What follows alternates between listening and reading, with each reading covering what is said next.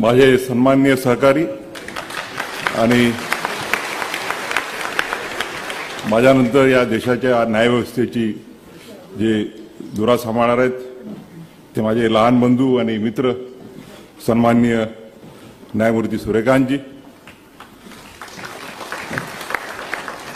माझे 40 वर्षापासूनचे मित्र मुंबई उच्च न्यायालयातले सहकारी आणि आता सर्वोच्च न्यायालयात माझ्यासोबत माझे सहकारी न्यायमूर्ती अभय ओक,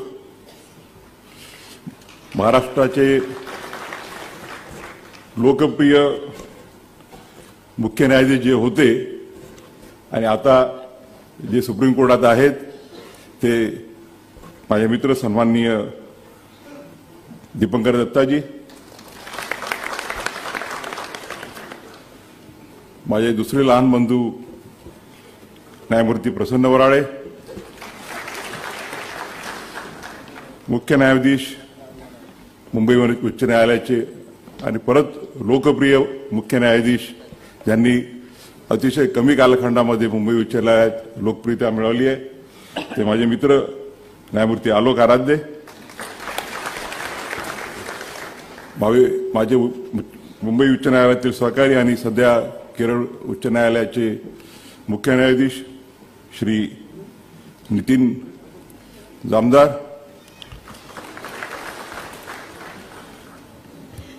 माझे सहकारी अतुल तांदूरकर, श्रीमती रेवती मोहिते डेरे आणि समोर उपस्थित सर्व सहकारी आजी आणि माझी वेळेबाई सर्वांची नावं घेता नाही येणार नाही. बार काउन्सिल ऑफ इंडियाचे अध्यक्ष, पॉप्युलर अध्यक्ष, राज्यसभेचे सदस्य आणि त्यांना शुभेच्छा दिल्यात मी की अजून काहीतरी होऊन जाऊ द्या पुढे, देवाच्या इच्छेने ते होईल, ते श्री मरण कुमारजी मिश्रा,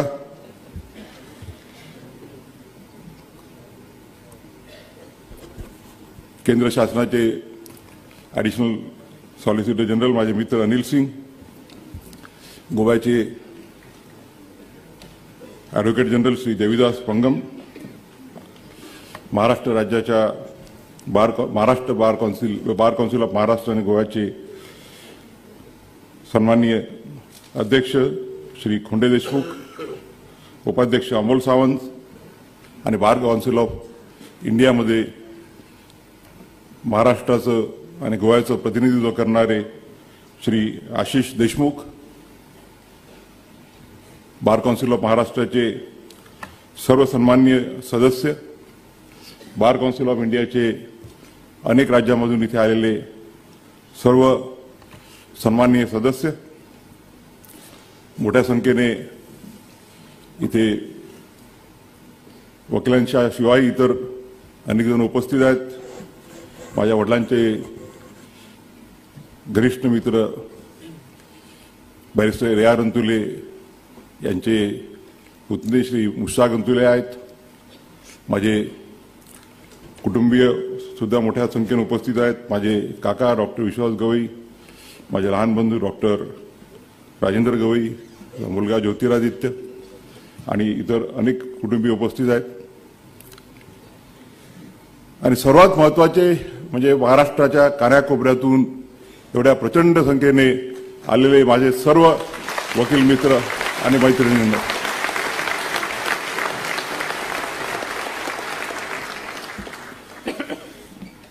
आपल्या प्रेमाच्या वर्षावाने पूर्णपणे ओथंबून गेलेलो आहे आणि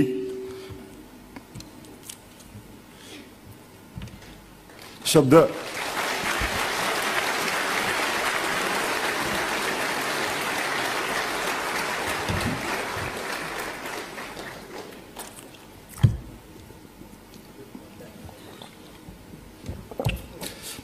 सूचनाचे झाले आहेत. 40 वर्षापासून आपल्या सर्वांचं प्रेम आणि आशीर्वाद सतत लाभलेला आहे आणि आजचा जो अभूतपूर्व सोहळा जो आपण आयोजित केला तो मला वाटते कधीही जीवनाच्या अंतापर्यंत मनातून जाणार नाही. कुठल्या शब्दांनी आपली कृतज्ञता व्यक्त करावी यासाठी माझ्याकडे शब्द नाहीत. वराडे साहेबांसारखा मी साहित्यिक नाही, त्याच्यामुळे माहीत असतं तर त्यांच्याकडून थोड्या 2-4 कविता लिहून घेतल्या असत्या. ते माझ्यासोबत आहेत आमचे रजिस्ट्रार निंबाळकर, त्यांनी काही सुचवलं नाही. माझ्या ते बुलडोझर जस्टिसवरचं जे जजमेंट होतं त्यातल्या जी सुरुवात ज्या कवितेने मी केली, कवी प्रदीप निंबाळकरांनी 2-4 कविता चांगल्या शोधून काढल्या होत्या, याच्यापुढे लक्षात ठेवतील.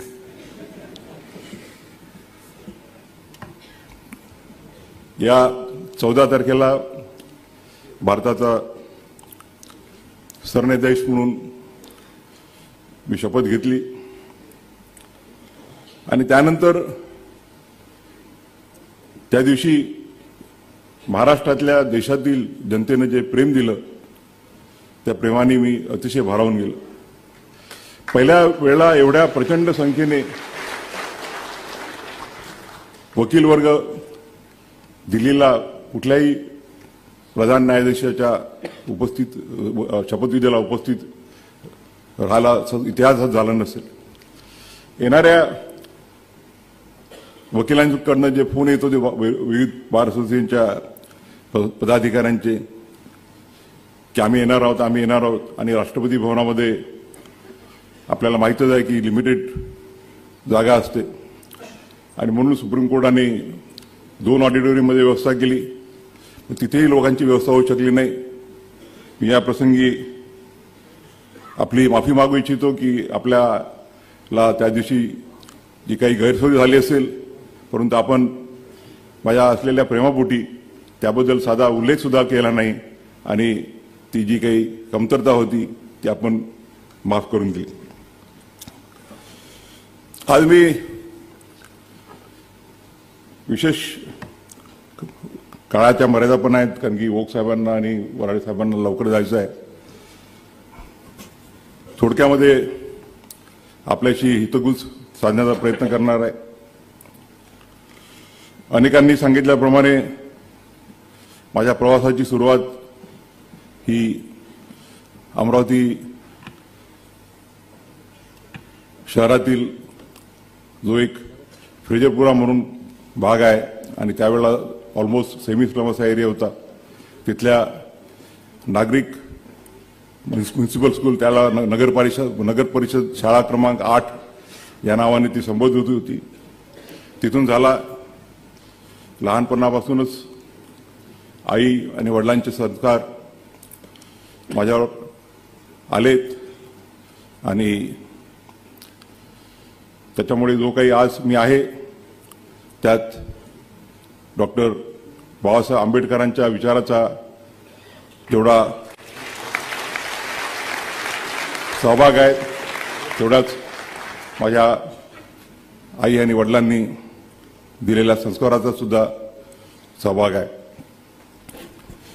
लहानपणी आईकडून आम्ही कष्ट शिकलो आणि त्यावेळेला परिस्थिती अतिशय बेताची होती, कारण की वडिलांनी फार कमी वयामध्ये बाबासाहेब आंबेडकरांच्या चळवळीत स्वतःला झोकून दिलं होतं आणि त्यामुळे घराची जबाबदारी माझ्या आईवर आली आणि आई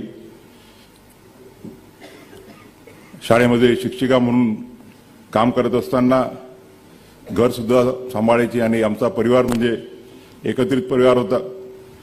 नुसतंच माझे काका आणि माझे आत्या एवढेच मर्यादित नव्हते, तर वडिलांचे अनेक आते भाऊ, मामे भाऊ, मावस भाऊ हे सुद्धा त्यावेळेला शिक्षणाची सोय कमी असल्यामुळे त्या सर्वांचाच रहिवास आमच्या घरी असायचा आणि माझी आई आणि त्यावेळेला आमच्या वडिलांच्या सगळ्यात लहान बहीण होत्या, सुनू होत्या, त्यांचं लग्न व्हायचं होतं.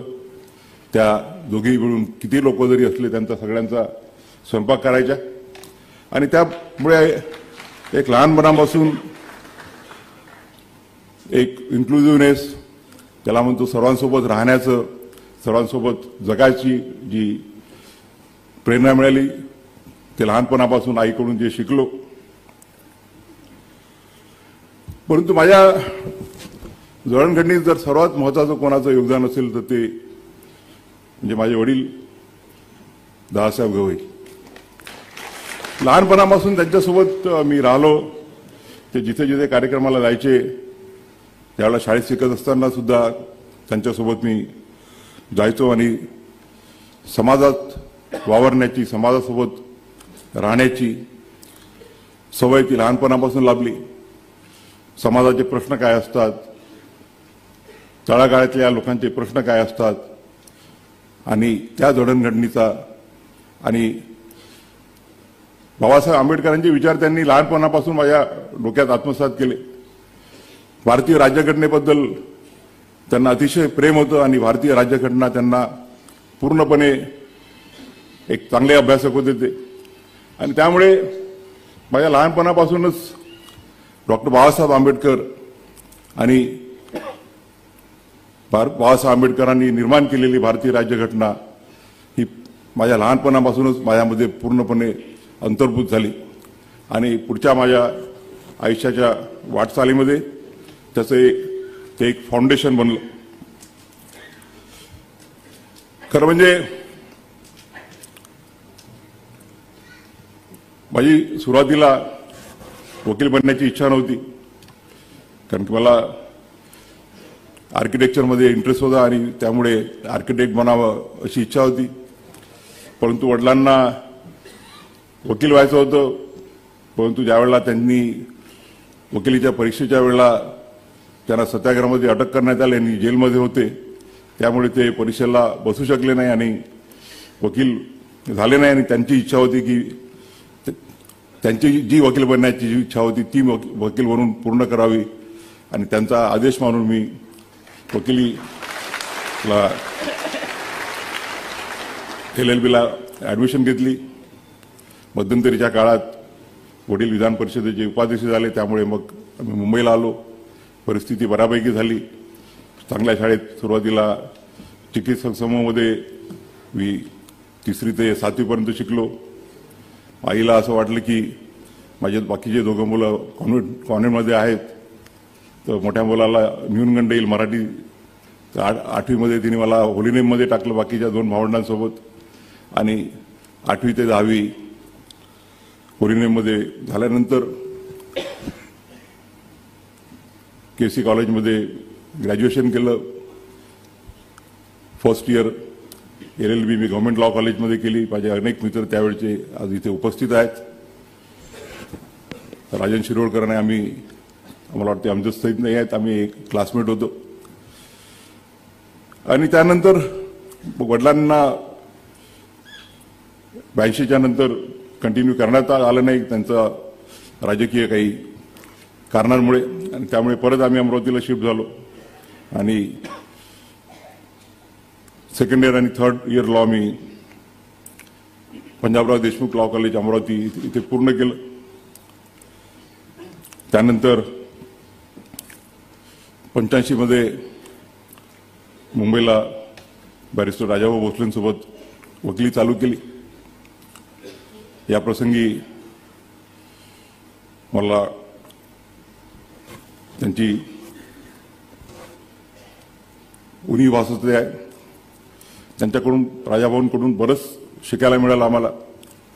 माझ्या चेंबर कलीग रेवती मोहिते डेरे ह्या सुद्धा राजाभाऊंसोबत होत्या आणि राजाभाऊंनी आम्हाला कुठल्याही मॅटर्स करायची एक मोकळीक दिली आणि त्यामुळे वकिलीमध्ये लवकर शिकता आलं. आणि त्या काळामध्ये आमची जी पिढी होती ती पिढी जे सिनियर ॲडव्होकेट्स आहेत त्या सिनियर ॲडव्होकेट्सचे आर्ग्युमेंट्स ऐकून कसं शिकता येईल, हे कसं आत्मसात करता येईल हे प्रयत्न करायचा. आणि त्या कालखंडामध्ये मग राजाभाऊ असो, M.A. राणे असो, C.R. दळवी असो, अपिलेट साईडचे भीमराव नाईक, वालावरकर असे अनेक दिग्गज होते. त्यांचे आर्ग्युमेंट चालू असताना आम्ही त्यांच्या कोर्टामध्ये बसायचो आणि त्यांच्याकडून त्यांच्या आर्ग्युमेंट्सकडून शिकण्याचा प्रयत्न करायचो. त्यावेळेला एक महत्त्वाची घटना मला करण्याची जी संधी मिळाली त्याबद्दल मला आजही आनंद वाटतो. तो म्हणजे 1900 इथे आल्यानंतर साहजिकच सोशल असल्यामुळे मित्रमंडळी आमची बऱ्यापैकी जमा झाली आणि राजाभाऊ, रघुवंशी, राजीव पाटील बसले आहेत. आमचे जोशी काका जे 60 वर्षाच्या पुढे जातच नाही आहेत. आणि त्या सगळ्यांनी मला एक्झिक्युटिव्ह काउन्सिलमध्ये उभं केलं. राजाभाऊ सेक्रेटरी झाले, दुधाट साहेब अध्यक्ष झाले होते. आणि बाबासाहेब आंबेडकरांचं तोपर्यंत हायकोर्टाच्या बार असोसिएशनमध्ये पोर्ट्रेट नव्हता. आणि मला आनंद आहे की माझ्या पुढाकाराने मी त्यावेळेला डॉक्टर बाबासाहेब आंबेडकरांचं तैलचित्र बार असोसिएशनला प्रेझेंट केलं आणि आज आपल्या बार असोसिएशनमध्ये बाबासाहेब आंबेडकरांचं तैलचित्र तिथे आहे. दुसरा योगायोग म्हणजे मी सुप्रीम कोर्टाच्या बिल्डिंग कमिटीमध्ये सहभाग असताना डॉक्टर बाबासाहेब आंबेडकरांचा पुतळा बसवण्याची तिथे चीफ जस्टिस चंद्रचूड साहेब यांच्या नेतृत्वाखाली आम्हाला जी संधी मिळाली तो एक दुसरा बाबासाहेबांच्या प्रती आदर व्यक्त करण्याचा, कृतज्ञता करण्याची जी संधी मिळाली त्याबद्दल मी स्वतःला अतिशय भाग्यवान समजतो. सुप्रीम कोर्टामध्ये बाबासाहेबांचा जो पुतळा लागला तर त्यावेळेला अनेक आम्ही फोटो पाहिले आणि त्यातला मला जो एक फोटो दिसला की बाबासाहेब आंबेडकर वकिलाच्या वेशामध्ये आहेत आणि म्हणून मी निर्णय घेतला की सुप्रीम कोर्टामध्ये बाबासाहेबांचा जो पुतळा लागेल तो वकिलाच्या मुद्रेमध्येच आणि सुप्रीम कोर्टाच्या दिशेने तोंड करून लागेल, जेणेकरून बाबासाहेबांचे जे विचार आहेत, बाबासाहेबांचा जो आदर्श आहे तो सतत आम्हाला प्रेरणा देत राहील. 5 वर्षाच्या कालखंडात अनेक मित्र जमा झाले, परंतु त्यावेळेला आमचे नागपूरचे भाऊसाहेब बोबडे ॲडव्होकेट जनरल होते, त्यानंतर मनोहर साहेब ॲडव्होकेट जनरल होते आणि दोघांनी ॲडव्होकेट जनरल डिस्कंटिन्यू झाल्यावरही मुंबईतच वकिली करण्याचं ठरवलं. आणि मनोहर साहेबांनी तर मुंबईच्या वकिलांची स्केलही, फीचे स्केल जे आहेत ते आज मला वाटते आता आमचे सतीश माने शिंदेचे फी काय फीचे स्केल असतील ते न सांगितलेलं बरं. सगळे फिल्म स्टार्स त्यांचे पक्षकार आहेत. आणि बाबासाहेब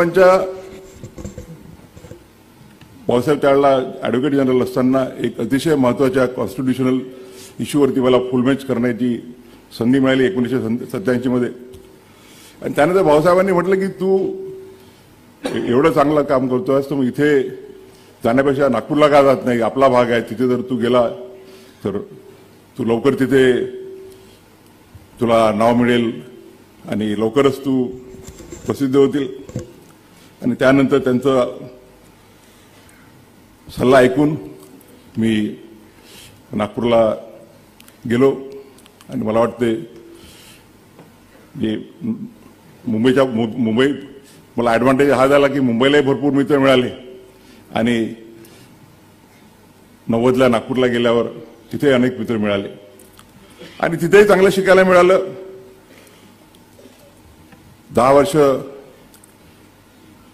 प्रायव्हेट वकिली केल्यानंतर त्यावेळेला विलासराव देशमुख महाराष्ट्राचे मुख्यमंत्री झाले आणि त्यांनी आग्रह केला की नागपूरच्या गव्हर्नमेंट पुढची जी पोस्ट आहे ती पोस्ट ॲक्सेप्ट करावी. मी सुरुवातीला रिलक्टंट होतो कारण की वकिली चांगल्यापैकी चालू होती आणि सरकारी वकील म्हणून किती पैसे मिळतात ते आता तरी बऱ्यापैकी स्केल आहेत. त्यातले एक माझ्या ज्युडिशियल ऑर्डरच झालेले आहेत. परंतु बोबडे साहेब आणि मी आम्ही एकाच टेबलवरती बसायचो आणि सुरुवातीपासून मी काही लपून ठेवलं नव्हतं की माझी उच्च न्यायालयाचा न्यायाधीश बनण्याची इच्छा आहे. फक्त एवढंच होतं की योग्य वयात झालं पाहिजे बोवळेसाहेब म्हणाले की तू जर ह्या रेग्युलर रूटनी गेला तर वेळ लागेल, कारण की मोठमोठे सिनियर वकील लाईनीत उभे आहेत जज बनायसाठी, आणि इकडे जर तू गव्हर्नमेंट पिरियड झाला तर शॉर्टकट होईल. आणि मला आनंद आहे की मी त्यांचा सल्ला ऐकला आणि गव्हर्नमेंट पिरियड झालो.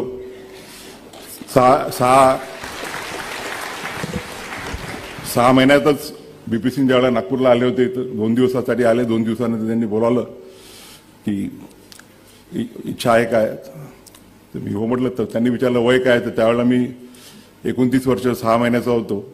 तर ते म्हणाले 39 इयर्स, 39 वर्ष, सॉरी 39 वर्ष 4 महिने. आणि ते म्हणाले थोडं थांबवायला गेलं, तुला 40 तर कंप्लीट व्हावेच लागतील. नंतर 6 महिन्यात ते सुप्रीम कोर्टात आले, ठक्कर साहेब आले. 1-1.5 वर्षानंतर नाव गेलं आणि नेहमीप्रमाणे 1-1.5 वर्ष तिथं लटकलं. पहिल्यांदा ओक साहेबांनी आम्ही सोबतच होतो, मागे पुढे. त्याची एक वेगळी स्टोरी आहे. ती 24 नोव्हेंबर 2025 नंतर निश्चितच जाहीररित्या मी जर काही पुस्तक लिहिलं तर त्यात लिहिल. आणि एकीकडे मला गुलाम अनवाटींचा उल्लेख करावा लागेल. त्यावेळेला ॲडव्होकेट जनरल होते ते महाराष्ट्राचे, आणि त्यांनी, मी ज्यावेळेला गव्हर्नमेंट पिरियड होतो तर त्यांनी माझं नाव प्रपोज केलं की आता सारखं अप्लिकेशन वगैरे नव्हते त्यावेळेला, कोणीतरी सिनियर ॲडव्होकेट, आता मला वाटतं ओक साहेबांनी जजमेंट दिलं, मी अजून त्याचा अभ्यास केलेला नाही. It was basically bye invitation. तर वायनवटी साहेबांनी माझं नाव प्रपोज केलं होतं की याला सिनियर ॲडव्होकेट बनवण्यात यावं. आणि एकीकडे माझं नाव तिकडे 5-6 महिन्यानंतर कन्सर्न घेण्यात आली. आणि अजित शाह त्यावेळेला त्या कमिटीचे चेअरमन होते. अजितभाईंना म्हटलं मी, अजितभाई माझं डेझिग्नेशनचं करा तुम्ही. तर ते म्हणाले की तू डेझिग्नेशन केलं तर तू तुझी कन्सेंट विड्रॉ करशील, म्हणून आम्ही काही करत नाही. आणि त्यानंतर 5-6 महिन्यानंतर परत एकदा एवढ्या कमी वयात का करायचं आहे म्हणून विचारणा झाली. ठक्कर साहेबांनी एक लांबलचक नोट देऊन पाठवली. त्यानंतरही होत नव्हतं तर एकदा ठक्कर साहेब, मी कुठल्या तरी मॅटर करता ओक साहेबांच्या ओत करता तिथे आलो होतो. मला वाटते ऑगस्ट 2003ची गोष्ट असेल. ठक्कर साहेबांनी त्या दिवशी संध्याकाळी बोलावलं. मी त्यांना विनंती केली की सर, म्हटलं मला तुम्ही कन्सेंट विड्रॉ करायची परवानगी द्या. त्यांनी माझ्यासमोरच चीफ जस्टिस ऑफ इंडिया त्यावेळेला खरे साहेब होते, त्यांना फोन केला. फोनवर बोलणं झाल्यावर मला म्हणाले ते की सीजीआयची इच्छा आहे, तुला भेटायची तर जाशील का. मी म्हटलं जजशिप मिळेल नाही मिळेल, पण सीजीआयला प्रत्यक्ष भेटण्याची संधी मिळते आहे कुठल्याही वकिलाला, तर त्याच्यासाठी ती एक सुवर्ण संधी असते. आणि गेलो त्यांना भेटायला.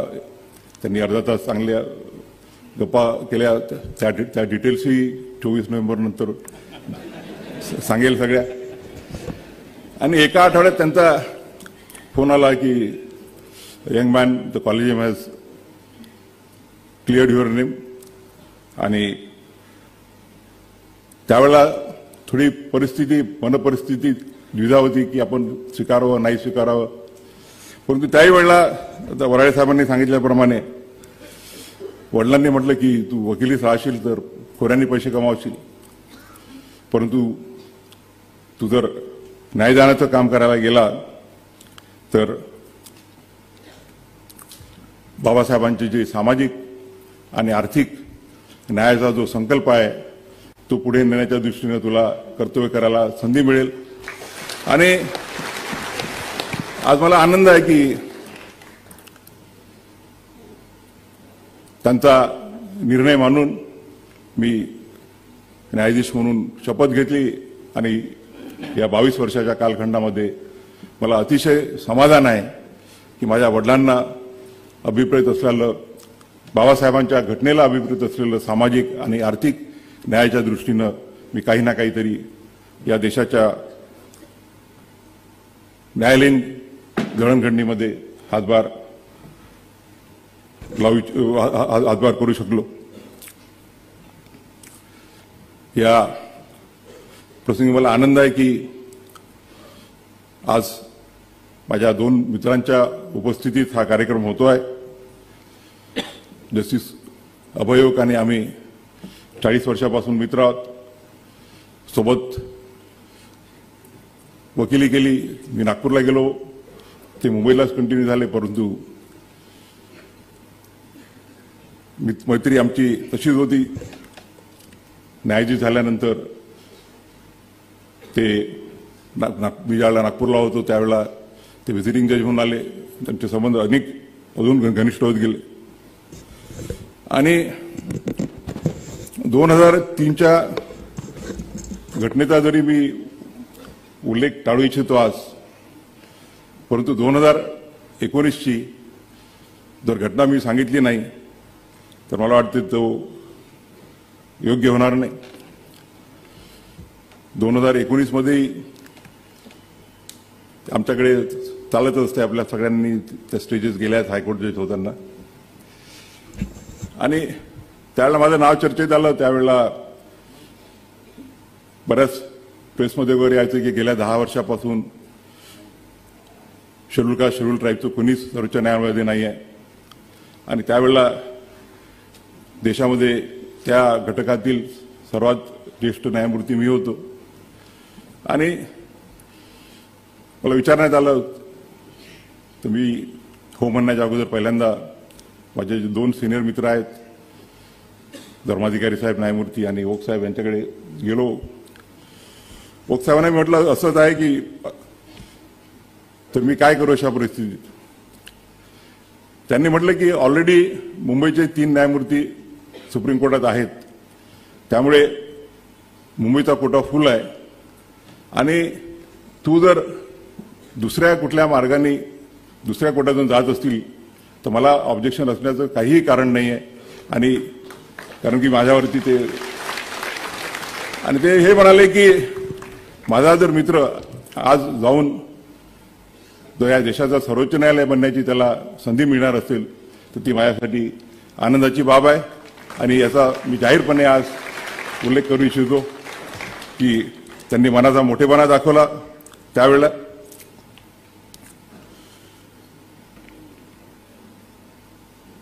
या 22 वर्षाच्या कालखंडामध्ये अनेक महत्त्वाचे निर्णय देण्याची मला संधी मिळाली। वकिलीत असताना सुद्धा एक सामाजिक आणि आर्थिक न्यायाच्या दृष्टीने मोठं काम करण्याची संधी मिळाली।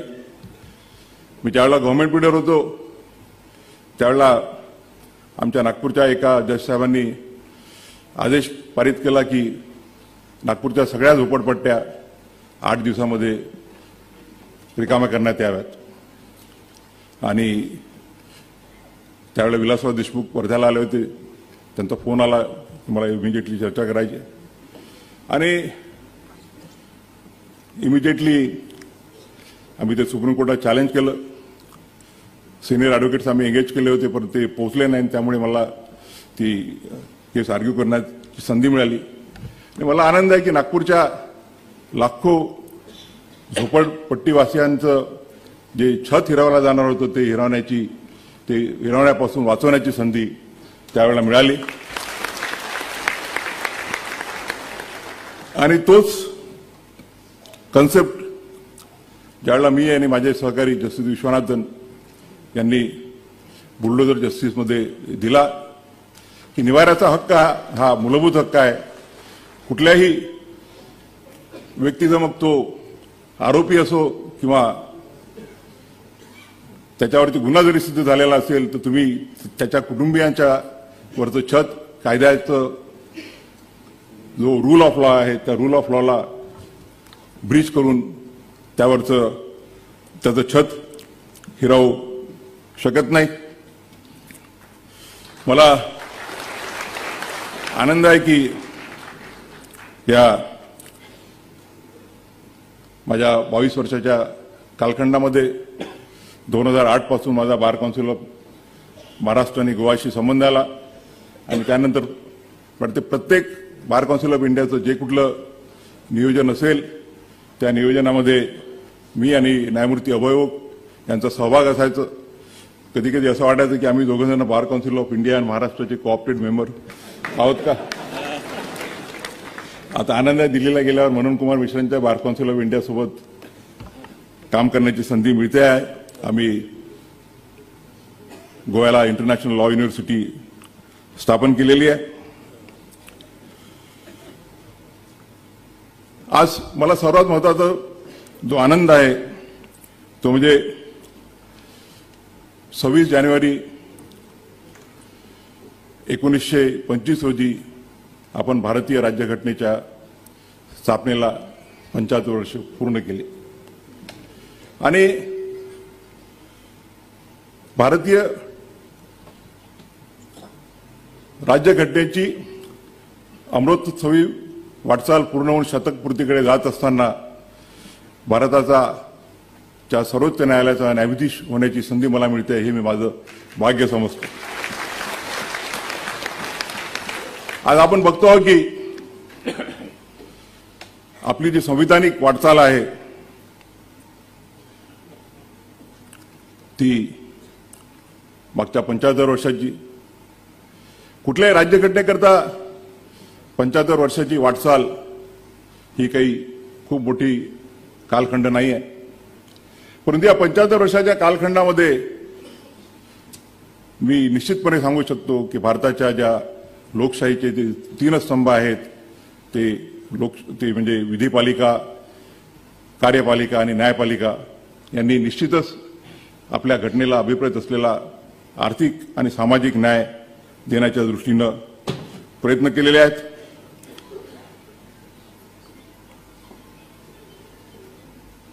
ओकसाहेबांनी उल्लेख केला केशवानंद भारतीच्या जजमेंटचा. केशवानंद भारतीच्या जजमेंटनी बेसिक स्ट्रक्चरची संकल्पना आणली. प्रश्नच नाही की बेसिक स्ट्रक्चरच्या संकल्पनेमुळे आज आपला देश एक मजबूत आहे आणि तिन्ही ज्या विंग्स आहेत त्या तिन्ही जे स्तंभ आहेत ते आपापल्या जे त्यांना दिलेले स्पियर्स आहेत त्यामध्ये काम करण्याचा प्रयत्न करतात. कार्यपालिकेने आणि विधिपालिकेने अनेक असे कायदे अंमलात आणले, अनेक अशा गोष्टी केल्या की ज्या दृष्टीनं सामाजिक आणि आर्थिक न्यायाची जी संकल्पना आहे ती पूर्णत्वास नेण्याच्या दृष्टीनं प्रयत्न करता येतील. न्यायपालिकेने सुद्धा असे जे कायदे आहेत त्या कायद्यांना मान्य केलेलं आहे. परंतु केशवानंद भारती ही एक दुसऱ्या गोष्टीसाठी त्याचं महत्त्व विदित करणं मी माझं कर्तव्य मानतो. 1973च्या अगोदरचा जर आपण प्रवास पाहिला, मगाशी जामदार साहेबांनी माझ्या गोव्याच्या भाषणाचा उल्लेख केला, तर आपण बघू की 73च्या अगोदरचा जो कालखंड होता त्यात directive principles are subordinate to fundamental rights आणि whenever there is a conflict between directive principles and fundamental rights, the directive principles will have to give a go to the fundamental rights. परंतु 1973 मध्ये जरी basic structure डॉक्ट्राईनवरती एका 6 जजेस एका बाजूला होते, it was pertaining to the amending powers of the constitution. 6 जजेसनी म्हटलं की भारताच्या पार्लमेंटचे कॉन्स्टिट्यूशन अमेंड करण्याचे जे अधिकार आहेत ते असीमित आहेत आणि काही घटना दुरुस्ती करता येऊ शकते. 6 जणांनी म्हटलं की नाही, असं करता येत नाही आणि फंडामेंटल राईट्सला बिलकुल हात लावता येत नाही, दे आर अनटचेबल्स. परंतु ज्यांचा उल्लेख केला ओक साहेबांनी ते न्यायमूर्ती HR खन्ना आणि त्या अगोदर HR खन्नांच्या अगोदर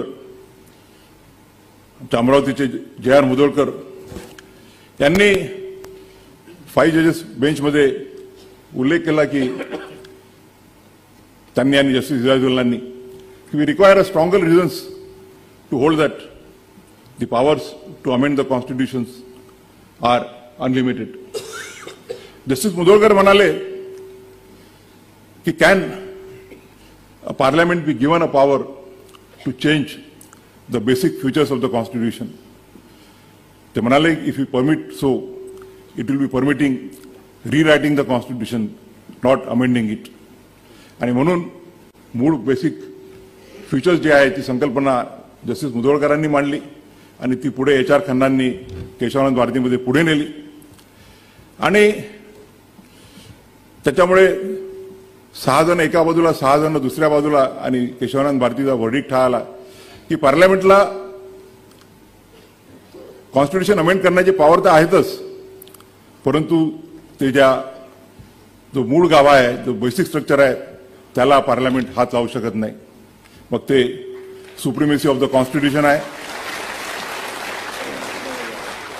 त्यानंतर the doctrine of separation of power, parliament, legislature, judiciary and executive, federal structure of the constitution, असे अनेक आहेत ते पुढे इव्हॉल्व होत गेले.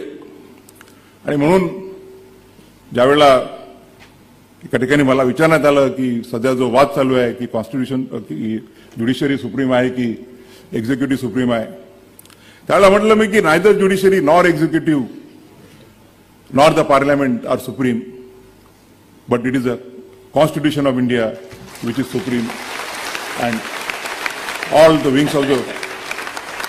3 wings of the Constitution are required to work as per the Constitution. आणि मला आनंद आहे की गेल्या केशवानंद भारतीच्या नंतरचा जो 50 वर्षाचा आज 52 वर्षाचा कालखंड झालेला आहे, त्या केशवानंद भारतीचं जे जजमेंट आहे त्यांनी देश नुसतंच मजबूत आणि सुदृढ नसून देश सामाजिक आणि आर्थिक समानतेच्या दृष्टीनं प्रगतिशील आहे. आणि त्यामुळे आज ज्यावेळेला आपण देशाच्या राज्यघटनेच्या 75 वर्ष पूर्ण करून अमृत महोत्सव पूर्ण करून वाटचाल करत आहोत, त्यावेळेला भारतीय राज्यघटनेला अभिनंदन करण्यासाठी, अभिवादन करण्यासाठी बार काउन्सिल ऑफ महाराष्ट्र आणि गोवाने संविधानिक न्याय देण्याची अमृत महोत्सव उज्ज्वल परंपरा हा जो परिसंवाद आयोजित केलेला आहे तो अतिशय सुसंगत आहे. मी या प्रसंगी त्यांचं अभिनंदन करू इच्छितो. मला आणि निश्चित आमच्या सर्व सहकाऱ्यांना, मग ते ओक साहेब असो, सूर्यकांत साहेब असो, आम्हाला सर्वांना आनंद आहे की ह्या 75 वर्षाच्या जडणघडणीमध्ये आम्हा सर्वांना एक खारीचा वाटा घेण्याची जी संधी मिळालेली आहे त्याबद्दल मला खरोखर आनंद आहे. आम्हाला जी संधी दिली ती संधी आम्ही वापरली. मग ती लिबर्टी करता ओक साहेबांचे जजमेंट असो, सूर्यकांत साहेबांचे असो, माझे असो, इक्वॅलिटीचे जजमेंट असो. खरं म्हणजे मगाशीच उल्लेख केला मी की आपण सर्व समावेशक असलं पाहिजे. We all have to work as an institution. Dipankar Datta ज्यावेळेला मुंबई उच्च न्यायालयाचे मुख्य न्यायाधीश झाले, अतिशय संक्रमक काळात, कोविडच्या काळात, आणि त्यांनी पूर्ण ज्युडिशरीला आत्मसात केलं. He treated the entire members of the judiciary as part of his family. आणि म्हणून आजही आपण त्यांना प्रेमाने आपल्या प्रत्येक कार्यक्रमामध्ये त्यांची आठवण ठेवतो. त्यांचा परंपरा आलोक आराध्य साहेबही पुढे नेत आहेत. त्यांनी फार कमी कालखंडामध्ये स्वतःला फार पॉप्युलर झाले आहेत ते. आणि मला कोणीतरी सांगत होतं की काय काम करतात, रोज एवढे जजमेंट काढतात. आणि पहिल्यांदा तर म्हणजे त्यावेळेला जे त्यांनी चीफ जस्टिस म्हणून शपथ घेतली आणि दुसऱ्या त्याच्यानंतर जे 2-3 शनिवार रविवार होते त्यांना माझ्याबरोबर सोबत एवढं फिरावं लागलं की त्यांना वाटलं असेल कशाला आपण त्या हैदराबादच्या चांगल्या जागेतून इथे त्यानं कुठे धारणी, कुठे गडचिरोली, कुठे नक्षलाईट भागातली देवरी अशा सगळ्या ठिकाणी त्यांना घेऊन गेलो, मराठवाड्यात घेऊन गेलो. मला आनंद आहे की माझ्या या कालखंडामध्ये मला वाटतं असा एकही महाराष्ट्रातला जिल्हा नसेल की तिथे गेलो नाही.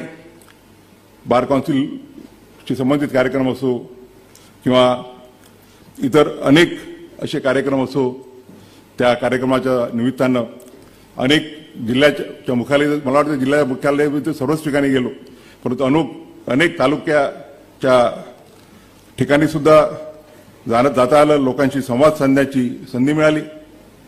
नालसाचा चेअरमन म्हणून, एक्झिक्युटिव्ह चेअरमन म्हणून देशाच्या कानाकोपऱ्यामध्ये आम्ही फिरलो. मणिपूर, जिथे मणिपूरमध्ये 2 जमातींमध्ये वाद चालू आहे, तिथे जाऊन दोन्ही ज्या वॉर्डिंग जमाती आहेत त्यांना आश्वस्त करून की देश तुमच्यासोबत आहे, एक संदेश देण्याचा आम्ही प्रयत्न केला. या देशातील जो शेवटचा माणूस आहे, मग तो नागालँडमधील असो किंवा लडाखमधला असो, मिझोराममधला असो, अरुणाचल प्रदेशमधला असो, त्या सर्वांपर्यंत पोहोचून की न्याय तुमच्या दारात आहे, तुम्ही त्या न्यायाची अवेल करा, हा संदेश पोहोचवण्याचं संधी मिळाली. त्याबद्दल मी स्वतःला भाग्यवान समजतो. या 40 वर्षाच्या प्रवासात अनेकांचं योगदान आहे. सुरुवातीला सांगितल्याप्रमाणे आज माझे वडील असते तर सर्वात जास्त त्यांना आनंद झाला असता.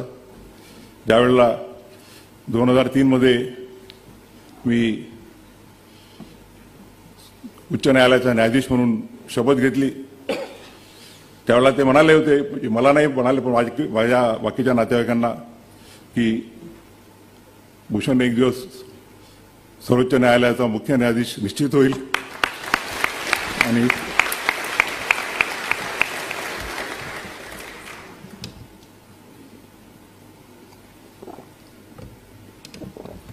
मला आनंद आहे की जिथे कुठे असतील ते मला आशीर्वाद त्यांचा आहेच. माझं भाग्य आहे की आई तो दिवस बघण्यासाठी उपस्थित होती. आमचं कुटुंब म्हणजे जॉईंट कुटुंब आहे. भाऊ बहीण एवढ्यापुरतंच मर्यादित नाहीत. आमचे काका आत्याबाया त्यांचे सगळे विस्तारित परिवार हा आम्ही एक कुटुंब म्हणून राहिलेलो आहोत. अनेक मित्रांचं सुद्धा योगदान झालेलं आहे. मी ज्यावेळेला मुंबईला होतो तर अनेक मित्र आहेत, मी सगळ्यांचा नामोल्लेख करू शकणार नाही, काहींचा नामोल्लेख केला. गव्हर्नमेंट पिरियड असताना आम्हाला चांगली काम करण्याची संधी मिळाली. मी विलासरावांना म्हटलं होतं की मी ॲक्सेप्ट करेल, पण माझी एक कंडिशन आहे. त्यावेळेला 24 होते एजीपीस, 24 पैकी 12 तुमचे राहतील, 12 माझे राहतील. ही जर कंडिशन ॲक्सेप्ट करत असाल तर मी ॲक्सेप्ट करतो. त्यांनी हो म्हटलं. आणि त्यावेळेला नुकतीच 7-8 वर्षाची वकिली झालेले जे तरुण वकील होते त्यांना मी माझ्या ह्याच्यामध्ये घेतलं, माझ्या बाराच्या कोट्यामध्ये.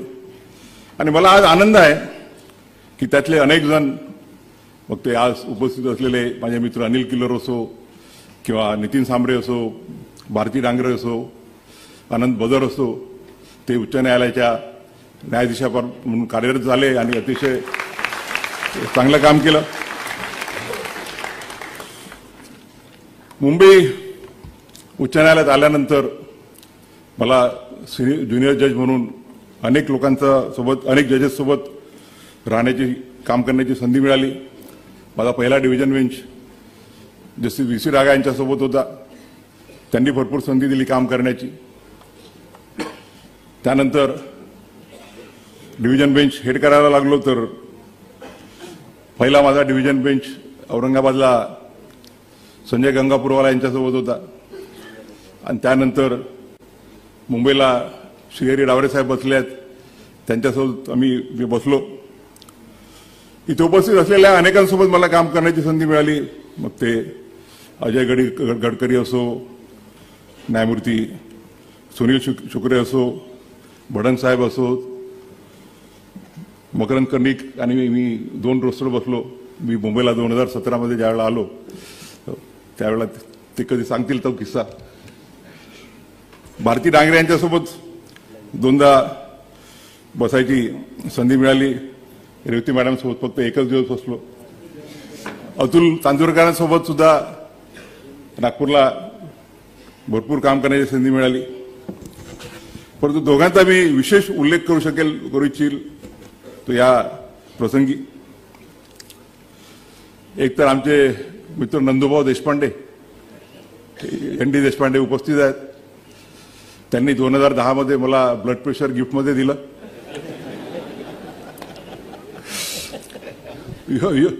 योगायोगाने त्यांचं पिटिशन माझ्यापुढे लागलं आणि ते अलाव केलं. आणि अलाव केल्यानंतर माझं ज्युडिशियल मॅटर्सचं जे असाइनमेंट होतं ते एका आठवड्यात काढून घेण्यात आलं. असे अनेक किस्से आहेत, ते नंतर कधी सांगता येतील. मी सर्वोच्च न्यायालयात गेल्यानंतर सगळ्यांना हे दिसतं की आम्ही पटापटा सोमवारी आणि शुक्रवारी 60-70 मॅटर संपवतो.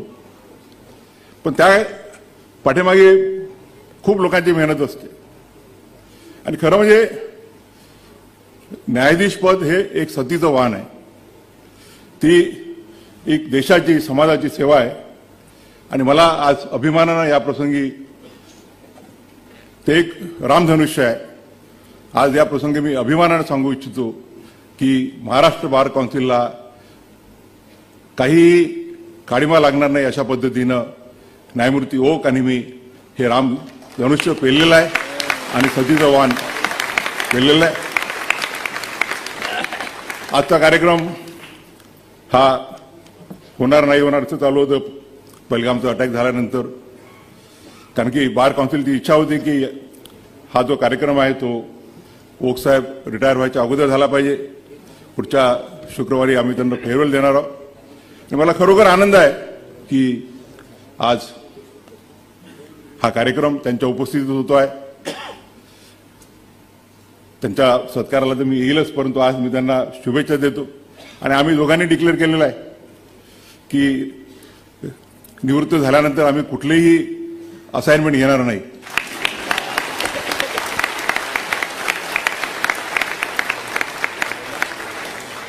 त्यामुळे आम्ही ओक साहेब 24 पासून त्यानंतर 6 महिन्यांनी आम्ही तुम्हाला भरपूर उपलब्ध राहू.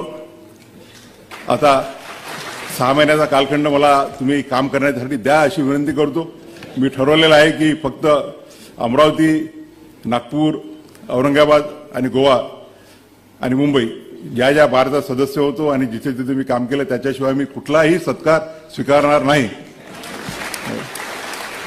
आणि महाराष्ट्रातील फक्त जे 4 मी कार्यक्रम कबूल केले होते ते म्हणजे बाबासाहेबांचा जो तालुका आहे मंडणगड, तिथल्या कोर्टाचं मी भूमिपूजन केलं मागच्या वर्षी. आणि मला माझाच आमदार आणि आमचे संग्रामजी रायसोर आहेत, संग्राम देसाई, यांचा नामोल्लेख करावा लागेल की त्यांनी त्या दिवशी म्हटलं होतं की त्यावेळेला माधव मला वाटते नव्हते गार्डियन जज, नंतर झाले, पण त्या दोघांनी मागे लागून 1 वर्षाच्या आत ही बिल्डिंग कशी पूर्ण होईल याकरता दिवसरात्र मेहनत करत आहेत. आणि मला खात्री आहे की त्या बिल्डिंगचं उद्घाटन मी निश्चितच करेल. जाधव साहेबांना 5 वर्षापूर्वी कबूल केलं होतं नाशिकच्या बिल्डिंगचं. ती नाशिकची बिल्डिंग आणि माझा जो तालुका आहे तो दर्यापूर, त्या दर्यापूरच्या डिस्ट्रिक्ट कोर्टाचं इनॉग्रेशन आणि नॅशनल लॉ युनिव्हर्सिटीचा उल्लेख करत असताना ओक साहेबांनी जे औरंगाबादच्या नॅशनल युनिव्हर्सिटीत योगदान केलं त्याचा उल्लेख करावा लागेल. मी सुद्धा नागपूरच्या नॅशनल लॉ युनिव्हर्सिटीमध्ये योगदान देण्याचा प्रयत्न केलेला आहे. तू होणार कुठे तुमचे एवढं जे कबूल केले त्याच्याशिवाय दुसरं कुठलंही मी इन्व्हिटेशन स्वीकारणार नाही. त्याच्यामुळे इन्व्हिटेशन देऊ नका अशी विनंती करतो. मगाशी सांगितल्याप्रमाणे आम्ही जे कामं करतो, जे जजमेंट देतो, त्यामध्ये अनेकांचा सहभाग असतो. आणि उल्लेख करावा लागेल की आमचे जे लॉ क्लर्क रिसर्चर्स असतात ते दिवसाचे 10-10, 12-12 तास मेहनत करतात. आणि त्यांच्या मेहनतीत त्यांची जर मेहनत असेल तर आम्ही जे आउटपुट देऊ शकतो तो आउटपुट निघू शकत नाही. माझ्यासोबत आजपर्यंत आता 17 लॉ क्लर्क्सनी महत्त्वाचं योगदान दिलेलं आहे. आज एकाएक म्हणजे आज 4 जण इथे उपस्थित आहेत. माझा पहिला लॉ क्लर्क श्रीरंग वर्मा जो औरंगाबादचा आहे. त्यानंतर मृणाल भिडे नाशिकची भिडे साहेबांची मुलगी, वरद किलोर आणि अभिषेक कर्णिक यांचा मी या प्रसंगी उल्लेख जर केला नाही तर ते चुकीचं ठरेल. मगाशी देशपांडे साहेबांचं नाव घेता घेता एक नाव विसरून गेलो. मी ज्यावेळेला 2019 मध्ये चालू होतं की होतंय नाही होत आहे, निरोप यायचे की होऊन राहिलं, निरोप होतं की नाही होऊन राहिला, असा जो 4-5 महिन्याचा कालखंड होता. आणि शेवटी जजही माणूस असतो आणि तो जेवढ्या डिव्होशननं काम करायला पाहिजे तेवढं करू शकत नाही. आणि त्यावेळेला माझ्यासोबत निजाम जामदार बसले होते. त्यांनी म्हटलं की सर कोर्टातल्या ऑर्डर्स तुम्ही करा आणि मोठे जजमेंट मला द्या. मी आणि त्यानंतर मग फायनल नो आला, मला वाटतं एप्रिलच्या सुरुवातीला नाही फेब्रुवारीमध्ये, की आता होत नाही आहे. मग तामदार साहेबांना म्हटलं आता मलाही काम करू द्या. मग आम्ही जजमेंट्स वाटून घ्यायचो. या सर्वांचा उल्लेखाचा नामोल्लेख मी विसरले असेल तर त्यांनी मला माफी मागावी, कारण मी लिहून भाषण आणत नसतो. त्यामुळे वेळेवर जे सुचतं त्यात एखाद्या वेळेला चूकभूल होऊ शकते. आणि या प्रसंगी आपल्याला माहित आहे की मगाशी म्हटल्याप्रमाणे जजचं काम हे एक सतीच्या वानासारखं काम आहे. आणि सगळ्यात अफेक्टेड जर कोणी राहत असेल तर ती म्हणजे जजेसची फॅमिली. इव्हन वकिलांना सुद्धा काम करावं लागतं. आणि या प्रसंगी मी जसं माझ्या वडिलांच्या वाटचालीमध्ये माझ्या आईचा सिंहाचा वाटा आहे, तसंच माझ्या वाटचालीमध्ये माझी अर्धांगिनी डॉक्टर तेजस्वी गवई आणि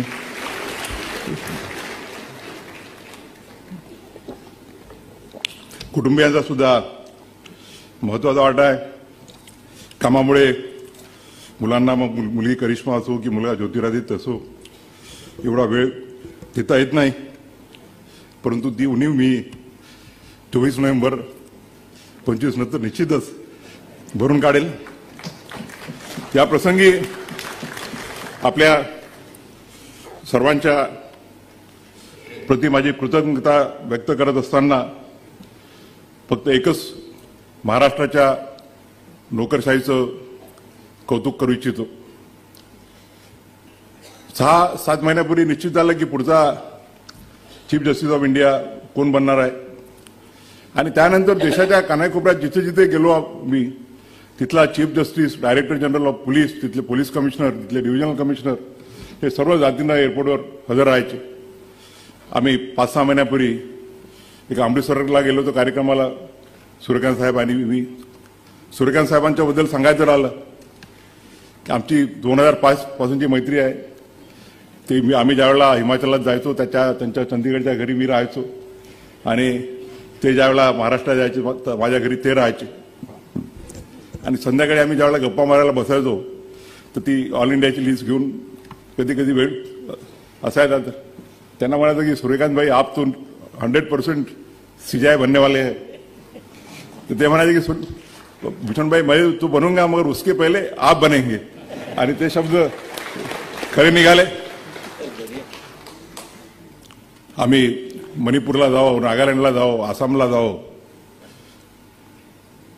जे मागे अमृतसरला कार्यक्रमाला गेलो तर 300 मीटरचा रोडचा प्रवास करून director general of police, chief secretary, police commissioner सगळे जातीनं हजर होते. मागच्या 3-4 आठवड्यापूर्वी देवगडला गेलो. देवगड रांचीपासून एक 300-400 किलोमीटरच्या अंतरावर आहे. आणि तिथले चीफ सेक्रेटरी, तिथले डायरेक्टर जनरल ऑफ पोलीस हे सर्व जातीनं एअरपोर्टवरती रिसिव्ह करायला हजर होते. परंतु मला नेहमीच ओकसाहेब तर नेहमी म्हणत असतात की महाराष्ट्र इन्फ्रास्ट्रक्चरच्या मागे, ज्युडिशियल इन्फ्रास्ट्रक्चरच्या मागे आहे. मी त्यांचा आणि माझ्या थोडा जो डिबेट असतो, मी म्हणतो की नाही, महाराष्ट्रामधल्या ज्युडिशियल इन्फ्रास्ट्रक्चर सुद्धा चांगलं आहे. बोगसाहेब, मी, डेरे मॅडम, कर्णिक साहेब, आम्ही भरपूर काम केलं इन्फ्रास्ट्रक्चरमध्ये. त्या कमिटीवर असताना मी मोहित शाह साहेबांचा उल्लेख विसरून गेलो. ते चीफ जस्टिस असताना त्यांच्याकडून खूप आम्हाला प्रेरणा मिळाली. चव्हाण साहेबांसोबत सुप्रीम कोर्टामध्ये आणि नॅशनल लॉ युनिव्हर्सिटीमध्ये चांगलं काम करण्याची संधी मिळाली. आज महाराष्ट्रामध्ये इन्फ्रास्ट्रक्चर चांगलं काम करण्याचं आमच्या केवले मॅडम आणि विलास गायकवाड हे चांगलं काम करत आहेत.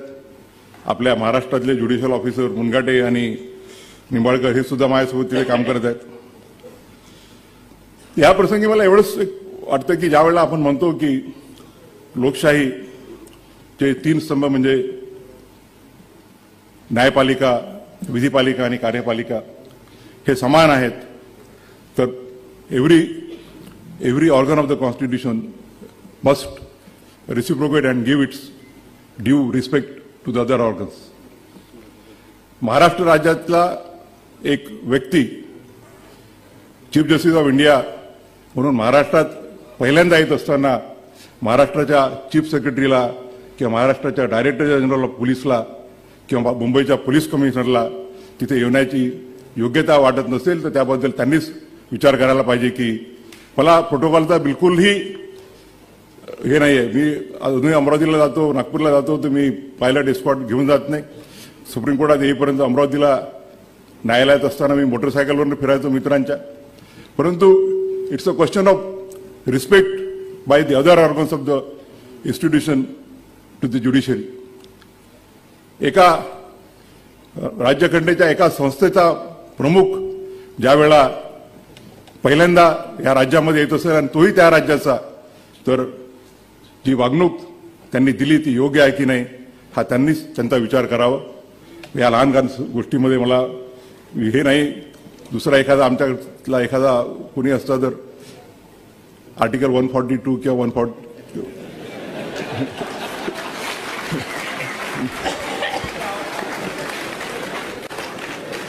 लहान लहान गोष्टी आहेत, पण तुम्ही उल्लेख यासाठी केला की लोकांना कळलं पाहिजे. मी या प्रसंगी पुनश्च आपल्या सर्वांचे मनापासून आभार मानतो. आभार कोणाचे मानायचे? आपण आपलेच मानायचे का? कालपासून मी ओथंबून गेलेला बार काउन्सिल ऑफचे सर्व सदस्य आपल्या कुटुंबियांसोबत कालपासून हजर आहेत.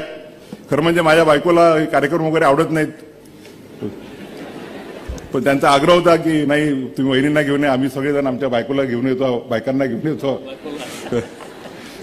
तर मी खरोखर आपल्या प्रेमाने ओथंबून गेलेलो आहे.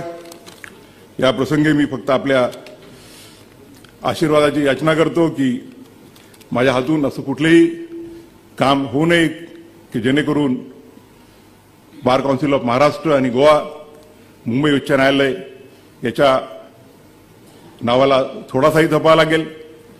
माझ्याकडून असं काम व्हावं की the rule of law, the constitutional values, the principles of liberty, equality and justice are maintained.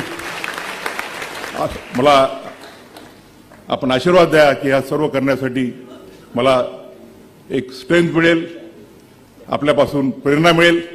पुनश्च एकदा आपल्या प्रति कृतज्ञता व्यक्त करून मी माझे लांबलेले 2 शब्द संपवितो. धन्यवाद.